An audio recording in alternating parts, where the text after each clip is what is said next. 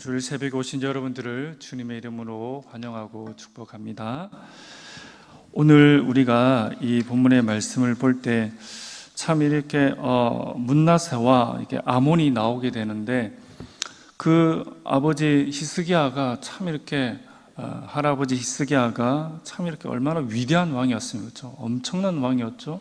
그런데 어떻게 보면 그 히스기야의 그 업적에 그 아들이 참 망나니도 이런 망나니가 없을 정도로 참 이런 아들 그리고 이렇게 손자가 있다는 것은 히스기야 개인적인 입장에서 참 큰 오점이오고 또 참 어떻게 보면 부끄러운 그런 일이다라는 겁니다. 참 위대한 왕이었지만, 참 위대한 인생이었지만은 이렇게 히스기야 그 삶에 쩔뚝거리는, 야곱의 쩔뚝거리는 것처럼 쩔뚝거리는 그런 인생들이 참 있는 것 같습니다.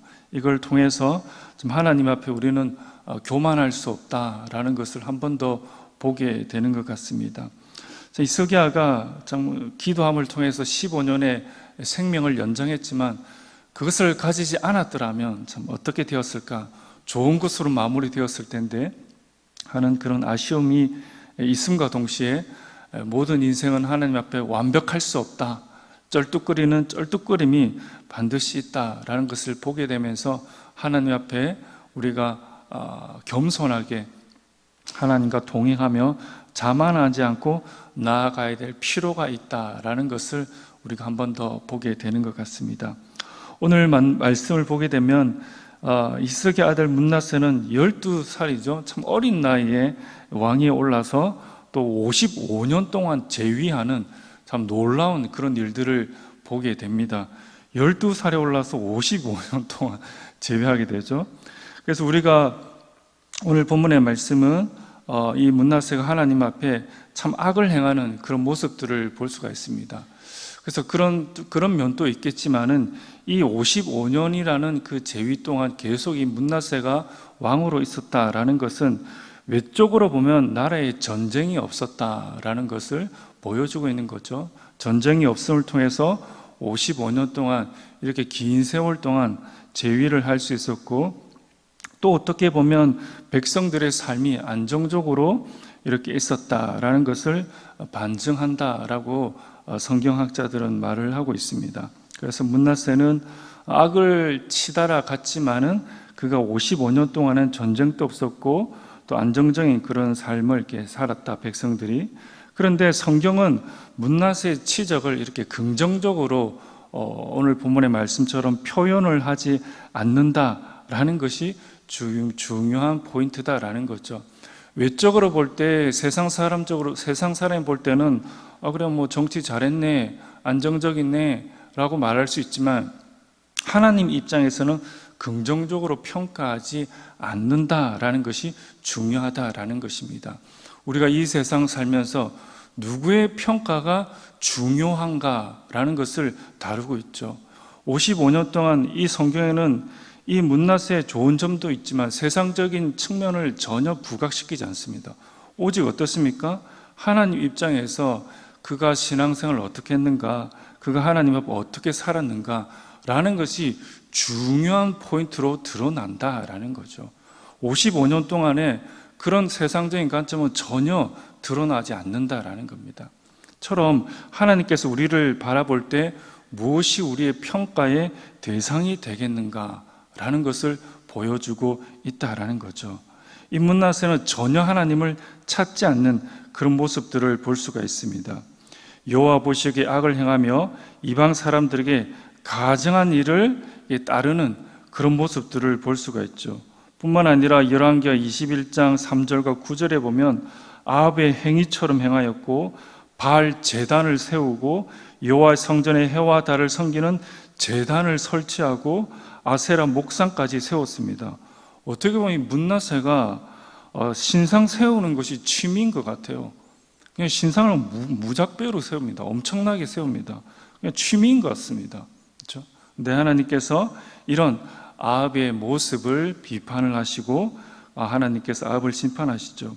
어떻게 보면 이 문나세는 세상적인 관점에서 보면 참 현실적인 그런 55년 동안의 그런 치적을 행하였다라는 겁니다. 예를 들어서 역사적인 기록에 따르면 문나세는 아수르의 그 대형 토목 공사가 있었는데 그 대형 토목 공사에 필요한 모든 재료들, 자재와 인력을 공급했다라고 표현되어져 있습니다.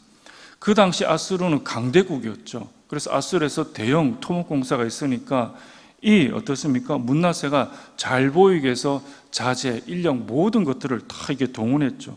그래서 강대국과 밀접한 그런 관계를 유지를 했습니다. 그렇기 때문에 55년 동안 전쟁 없이 평안하게 보였다라는 거죠. 그래서 문나세는 어떻게 보면 이 세상에서 보면 정치적이고 현실적이며 외적으로 볼 때는 참 성공적인 그런 왕으로서 보여질 수가 있다라는 거죠. 그런데 하나님 앞에서는 완전히 잘못되었다라는 겁니다. 그래서 우리는 현혹되지 말아야 됩니다. 세상적으로 내가 정치적으로 잘나 보이고 내가 또 잘난 맛에 그런 일들이 있고 또 평안하다라고 해서 평안한 것이 반드시 아니다라는 겁니다.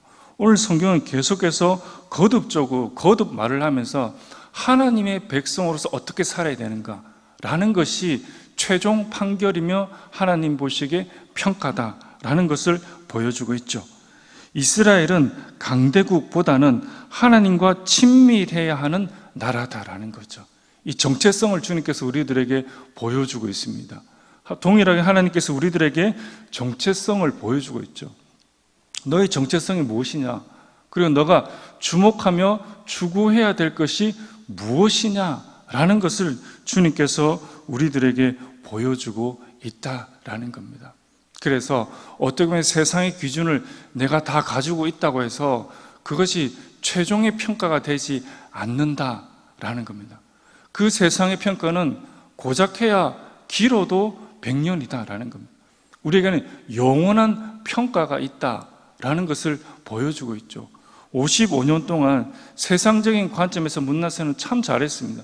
정치적으로, 경제적으로, 현실적으로. 하지만 그 모든 55년의 치적에 대해서 하나님께서는 한마디 잘했다라는 말이 전혀 없습니다.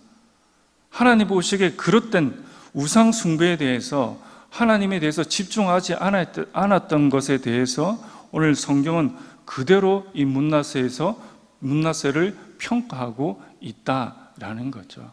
그래서 우리가 집중해야 될 것이 무엇인가라는 겁니다. 우리의 정체성이 무엇인가? 내가 하나님 앞에 무엇으로 평가를 받는 것인가? 물론 예수 그리스도의 은혜로 우리가 구원을 받고 천국에 가겠지만은 그런 평가가 있지 않겠습니까? 그래서 하나님께서는 이 문나세를 돌이키기 위해서 수많은 모든 선지자를 통해서 경고의 메시지를 던집니다. 근데 전혀 듣지 않죠. 너의 정체성이 무엇이냐? 너의 정체성이 무엇이냐? 계속적으로 말을 했지만 결국은 그는 그 모든 선지자의 하나님의 말씀을 듣지 않게 됩니다. 결국 문나세는 종교적으로 타락을 하게 되고 그것으로 끝나지 않고 어땠습니까? 유다 사회 전반에 걸쳐서 유다 모든 사회에 그 악을 빠뜨리는 그런 일들이 발생하게 됩니다.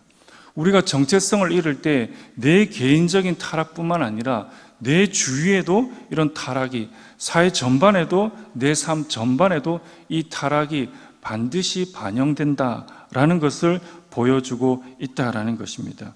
주의 말씀이 없었던 문나세는 예루살렘 전체를 포악의 도성으로 만들어 버렸습니다.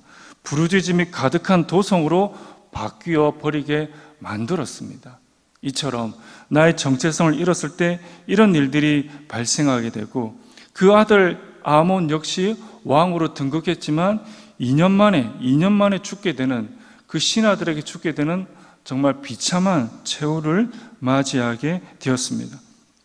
뿐만 아니라 문나세와 그 아들은 다윗성에서 그 묘실이 장사된 것이 아니고 우상의 동산에서 장사되는, 참 그 말로가 비극적인 일로 끝나버리는 그런 일들을 봅니다. 하나님 앞에서 그런 받은 심판과 수치스러움을 보여주고 있는 거죠. 정체성을 잃었을 때 이렇게 끝이 이렇게 됩니다. 다윗성에 장사되어야 되는데 우상의 동산에 장사됩니다. 문나세와 암몬은 유다의 왕이라는 좋은 위치에서 출발을 했지만은 결국에는 주님의 귀중한 말씀을 버림을 통해서 말씀이 없는 인생이다라고 마침표를 찍어버리는 그런 어리석은 삶의 모습을 보여주고 있다라는 것이죠. 우리 한 번뿐인 이 인생을 살 때 우리는 어떤 인생의 마침표를 찍어야 되는가라는 것을 한 번 더 보여주고 있다라는 것입니다. 사랑하는 성도 여러분들, 오늘 우리가 이 말씀을 통해서 나의 인생은 어떤 마침표를 찍어야 되는가, 하나님 앞에 나는 무엇으로 평가가 되는가라는 것을 한 번 더 바라보시게 되시면서 정말 이 나그네 삶을 믿음으로 달려가는 그런 복된 삶들이 다 되시기를 간절히 바랍니다.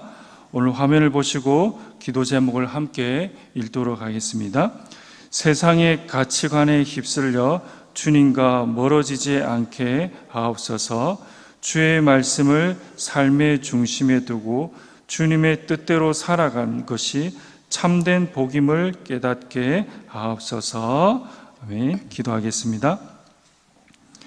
존귀하신 아버지 하나님, 감사드립니다. 오늘 이 말씀을 통해서 우리의 세상의 가치관에 휩쓸려서 주님과 멀어지지 않도록 주님께서 도우시고 은혜를 함께하여 주시옵소서. 그리고 주님의 말씀을 삶의 중심에 두고 주님의 뜻대로 우리가 살아가는 그런 복된 삶들이 다 될 수 있도록 주님 도와 주시옵소서. 감사드리며 예수님의 이름으로 기도합니다. 아멘.